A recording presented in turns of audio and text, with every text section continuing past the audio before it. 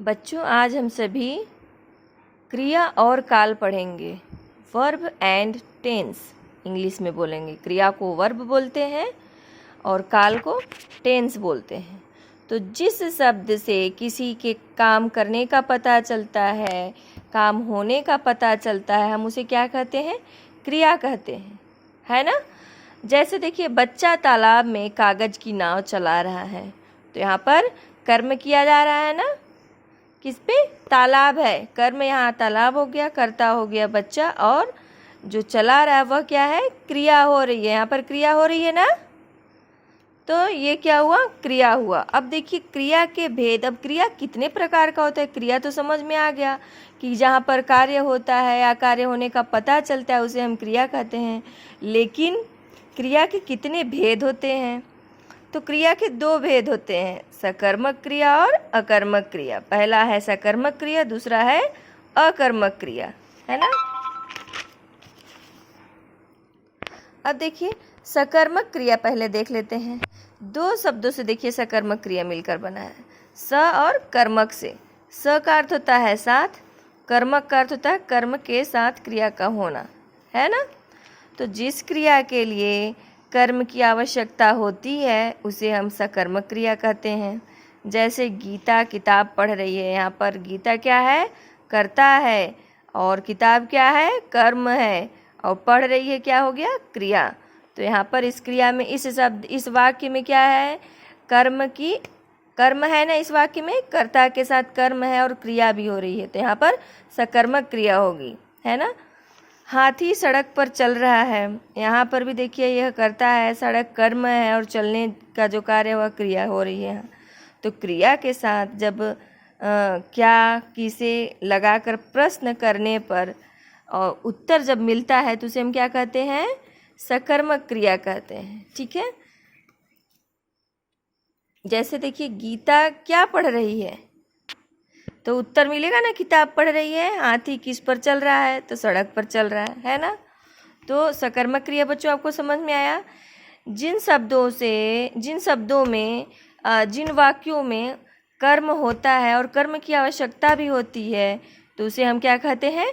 सकर्मक क्रिया कहते हैं। अब सकर्मक क्रिया तो हम जान गए, सकर्मक क्रिया के भेद भी होते हैं। सकर्मक क्रिया के देखते हैं कि भेद कितने प्रकार के होते हैं। तो सकर्मक क्रिया के कितने भेद होते हैं? दो भेद होते हैं, है ना। सकर्मक क्रिया के कितने भेद होते हैं? दो भेद होते हैं, एक कर्मक क्रिया और द्विकर्मक क्रिया। बहुत आसान है बच्चों, एक कर्मक द्विकर्मक। एक कर्मक में क्या होता है? जिन क्रियाओं में केवल एक कर्म होता है उन्हें हम क्या कहते हैं? एक कर्मक क्रिया। जैसे उदाहरण में देखिए, मोहन पुस्तक पढ़ रहा है, इसमें कर्म क्या है? पुस्तक है ना। प्रिया सब्जी काट रही है, तो इसमें कर्म क्या है? सब्जी है, तो इसमें केवल एक कार्य हो रहा है ना। तो इसको हम क्या कहे? एक कर्मक क्रिया। अब देखिए दूसरा द्विकर्मक क्रिया। जिन क्रियाओं में दो कर्म होता है वे क्या कहलाती है? द्विकर्मक क्रिया। जैसे देखिए, मदारी बच्चों को खेल दिखा रहा है, तो इसमें कर्म, दो कर्म है ना, बच्चे भी और खेल भी, तो यहाँ पर दो कर्म हो रहा है, इसलिए यह द्विकर्मक क्रिया है। अब दूसरा देखिए, माँ ने सभी को खाना दिया, तो इसमें कर्म क्या है? सभी और खाना, ठीक है। तो यहाँ पर क्या होगा? द्विकर्मक क्रिया होगा। उसी तरह से है बच्चों, देखिए दूसरा अब हम देखते हैं सकर्मक क्रिया। देख लिए, इसके भेद भी जान लिए। अब देखिए अकर्मक क्रिया। अकर्मक क्रिया का क्या अर्थ होता है? अकर्मक, जहाँ कर्म न हो, है ना। अ का मतलब बिना, कर्मक मतलब कर्म के। तो कर्म के बिना जहाँ कार्य होता हो वहाँ पर क्या है? अकर्मक क्रिया। जिन क्रियाओं में कर्म नहीं होता है वह अकर्मक क्रिया कहलाती है ना। जैसे देखिए, बालक हंसता है, तो यहाँ पर कर्ता कौन है? अभी हमने बताया था ना, जिस तरह से यहाँ पर कर्ता जो कार्य करने वाला है ना। तो कर्ता यहाँ देखिए बालक है और क्रिया हंसना है, यहाँ पर कोई कर्म नहीं है ना बच्चों, तो ये क्या हो गया? अकर्मक क्रिया।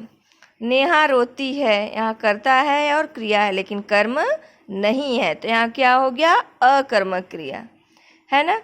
तो यहाँ पर देखिए, जैसे हम सकर्मक में बताए थे कि यहाँ क्या और किसे लगाकर प्रश्न करने पर उत्तर मिलता है, तो यहाँ पर सकर्मक होता है, लेकिन इसमें उत्तर नहीं मिलता। इन वाक्यों में क्या किसे लगाने पर उत्तर नहीं मिलता। अब देखिए, बालक किस पर हंसता है, पता नहीं, यह कोई बात नहीं। नेहा क्यों रोती है, भी पता नहीं। लेकिन अगर पूछता है नेहा क्या लिखती है या नेहा किस पर लिखती है, तो कॉपी पर, ऐसा उत्तर हो जाएगा, तो वह हो जाएगा सकर्मक क्रिया। ठीक है। अब हम देखेंगे कि प्रयोग के आधार पर क्रिया कितने प्रकार की होती है। ओके, तो देखिए, प्रयोग के आधार पर क्रिया के भेद: सामान्य क्रिया, संयुक्त क्रिया, नाम धातु क्रिया, प्रेरणार्थक क्रिया, पूर्वकालिक क्रिया। तो सबसे पहले सामान्य क्रिया देखते हैं। यदि किसी वाक्य में एक ही क्रिया का प्रयोग किया जाता है, सामान्य क्रिया का एकदम साधारण ही है। यदि किसी वाक्य में एक ही क्रिया का प्रयोग किया गया है तो उसे क्या कहेंगे, सामान्य क्रिया कहेंगे। जैसे देखिए, रामा खाता है, पप्पू खेलता है, यह सामान्य क्रिया है ना। अब देखिए संयुक्त क्रिया, जब दो या दो से अधिक क्रियाएं मिलकर किसी पूर्ण क्रिया को बनाती हैं। जब दो या दो से अधिक क्रिया, सोचिए, इसमें केवल एक था, सामान्य क्रिया में केवल एक ही क्रिया है, लेकिन संयुक्त क्रिया में दो या दो से अधिक क्रियाएं मिलकर किसी पूर्ण क्रिया को बनाती हैं, तब वे संयुक्त क्रिया कहलाती हैं। जैसे देखिए, विशाल तालाब में तैर रहा है, तो इसमें मुख्य क्रिया क्या है, तैरने का है, और सहायक क्रिया रहा है। तो दो या दो से अधिक क्रिया यहाँ हो रही है ना, मुख्य क्रिया और सहायक क्रिया मिलकर ही देखिए संयुक्त क्रिया बनती है। इसका सबसे अच्छा पकड़ने का ट्रिक है कि इसमें मुख्य क्रिया भी होगी और सहायक क्रिया भी होगी। ओके, देखिए, संयुक्त क्रिया मुख्य क्रिया तथा सहायक क्रिया के योग से बनती है। संयुक्त क्रिया किससे बनती है, मुख्य क्रिया और सहायक क्रिया के योग से। ठीक है। उसी तरह से है नाम धातु क्रिया, तीसरा वाला ग ना, ग नाम धातु क्रिया, वे क्रियाएं जो विकार शब्दों जैसे संज्ञा, सर्वनाम, विशेषण, ये सब विकार शब्द हैं, है ना, आदि में प्रत्यय जोड़कर बनाई जाती है। अंत में प्रत्यय अंत में जोड़ा जाता है। प्रत्यय किसी भी शब्द के अंत में जब सब जोड़कर शब्द बनाए जाते हैं तो वहाँ पर क्या होगा, प्रत्यय होता है। प्रत्यय जोड़कर बनाई जाती है तो वह क्या कहलाती है, नाम धातु क्रिया। देखिए, जैसे संज्ञा, सर्वनाम, विशेषण का उदाहरण दिए थे, यहाँ बताए हैं विकारी शब्दों से बनाता है ये। तो संज्ञा से देखिए क्रिया बन रहा है कैसे, टक्कर से क्रिया बन के हो गया टकराना, झूठ से झुठलाना, बात से बतियाना। अब देखिए सर्वनाम से कैसे क्रिया बनती है, अपना से अपनाना, चिकना से चिकनाना। विशेषण से देखिए गुण और गुण से मिलकर क्या बन गया, क्रिया गुनगुनाना। टिम और टिम से मिलकर क्या बन गया, टिमटिमाना। उसी तरह से है देखिए बच्चों प्रेरणार्थक क्रिया, है ना, घ हम लोगों ने देखा। अब देखिए घ, जब कर्ता स्वयं कार्य न करके किसी अन्य को कार्य करने के लिए प्रेरित करता है, प्रेरणा देता है, तब वह क्रिया क्या कहलाती है, प्रेरणार्थक क्रिया। यह आप इस जो नाम है प्रेरणार्थक, इसी से आप समझ लीजिए, जब कर्ता इसमें खुद कार्य न करके किसी और को कार्य करने के लिए प्रेरित करता है तो वहाँ पर प्रेरणार्थक क्रिया कहलाती है ना, प्रेरणार्थक क्रिया होती है। जैसे देखिए रीता मोहन को मम्मी से मरवाती है, यहाँ रीता किसको क्या कर रही है, मम्मी को प्रेरणा दे रही है, स्वयं न करके किसी मम्मी को कार्य करने के लिए कर रही है ना, कि मरवाने का कार्य करवा रही है। तो यहाँ पर क्या हुआ, प्रेरणार्थक क्रिया। अब देखिए प्रेरणार्थक क्रिया के भी भेद होते हैं, प्रथम प्रेरणार्थक क्रिया, द्वितीय प्रेरणार्थक क्रिया। देखिए जैसे मूल क्रिया क्या है इसमें, हंसना। प्रथम प्रेरणार्थक क्रिया में क्या हो गया, हंसाना। द्वितीय में क्या हो गया, हंसवाना। अब देखिए मूल क्रिया में है काटना, प्रथम प्रेरणार्थक क्रिया में क्या हो गया, काटाना, और द्वितीय में क्या हो गया, कटवाना। उसी तरह से देखिए देखना, दिखाना, दिखवाना। इस तरह से इसके भेद हैं। मूल क्रिया से यह किस तरह से शब्द बनाता है प्रेरणार्थक क्रिया, यह इसमें बताया गया है। अब देखिए अंगा है पूर्वकालिक क्रिया, इसमें सकर्म क्रिया प्रयोग के आधार पर कुल 5 प्रकार के होते हैं, जैसा कि हम लोगों ने पढ़ा। यह देखिए अभी नाम धातु पढ़ा, प्रेरणार्थक पढ़ा, अब पूर्वकालिक क्रिया। मुख्य क्रिया से पहले आने वाली क्रिया पूर्वकालिक क्रिया कहलाती है। जब मुख्य क्रिया से पहले जो क्रिया आ जाती है उसे हम क्या कहते हैं? पूर्वकालिक क्रिया।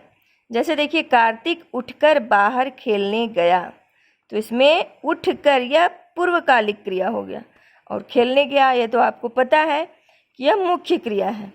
ठीक है बच्चों, इस तरह से यह पूर्वकालिक क्रिया होगा। इसमें पहले कार्य होगा, पूर्वकालिक क्रिया होगा, पहले आने वाली जो क्रिया है यह पूर्वकालिक क्रिया कहलाती है। जैसे लिखा है ना कि मुख्य क्रिया से पहले आई है ना, तो यहाँ पर यह पूर्वकालिक क्रिया है, और ये क्या है? मुख्य क्रिया। इससे पहले जो आता है उसे हम क्या कहते हैं? पूर्वकालिक क्रिया कहते हैं। तो इस तरह से हम लोग पूर्वकालिक क्रिया पढ़े, प्रेरणार्थक क्रिया पढ़े, है ना, नाम धातु क्रिया पढ़े, संयुक्त क्रिया, सामान्य क्रिया। तो प्रयोग के आधार पर क्रिया के 5 भेदों को हम लोग जाने। तो बच्चों, उम्मीद करती हूँ आप लोगों को समझ में आया होगा। समझ में नहीं आया होगा तो आप मैसेज करके बता सकते हैं, मैं फिर से आपको बताऊंगी। ठीक है, धन्यवाद।